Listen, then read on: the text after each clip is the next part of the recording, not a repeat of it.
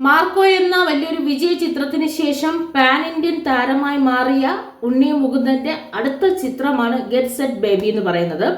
ഈ ചിത്രത്തിന്റെ വിതരണ അവകാശം ആശീർവാദ് മേടിച്ചപ്പോൾ തന്നെ ഈ ചിത്രത്തിൽ കുറച്ചുകൂടി ശ്രദ്ധിച്ചിരുന്നു. കാരണം ലാലേട്ടന്റെ ചിത്രങ്ങൾ മാത്രം ഇറക്കിക്കൊണ്ടിരുന്ന ഒരു പ്രൊഡക്ഷൻ കമ്പനി പെട്ടെന്ന് മറ്റൊരു നടന്റെ ചിത്രവും സ്വീകരിക്കുന്നു, അവരുടെ ഡിസ്ട്രിബ്യൂഷനിലാണ് ചിത്രം വരുന്നതെന്നൊക്കെ വന്നിരുന്നു.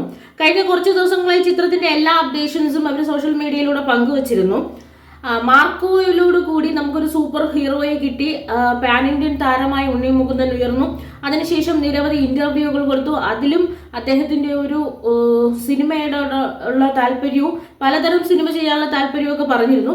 അപ്പൊ ഈ ചിത്രം എന്തായാലും മാർക്കോ പോലെ വയലൻസ് അല്ല, കേരളത്തിൽ കണ്ട അല്ലെങ്കിൽ മലയാളത്തിൽ കണ്ട ഒരു അൺറേറ്റഡ് ഒരു സർട്ടിഫിക്കറ്റ് മേടിച്ച് ഇറങ്ങിയ ഒരു ചിത്രമായിരുന്നു മാർക്കോ എന്ന് പറഞ്ഞാൽ. മാർക്കോ തിയേറ്ററിൽ നല്ല വിജയവുമായിരുന്നു. ഇനി വരാൻ പോകുന്ന ചിത്രമാണ് ഗെറ്റ് സെറ്റ് ബേബി എന്ന് പറയുന്നത്. ഈ ചിത്രം എന്തായാലും വയലൻസ് ചിത്രമൊന്നുമല്ല, ഇതൊരു പ്രണയ ചിത്രമാണ്. ഉണ്ണി മുകുന്ദൻ നിഖില വിമൽ കോമ്പിനേഷനിലാണ് ചിത്രം വരുന്നത്.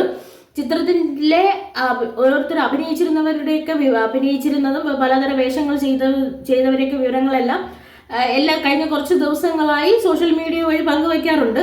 നമ്മളതെല്ലാം കണ്ടിട്ടുമുണ്ട്.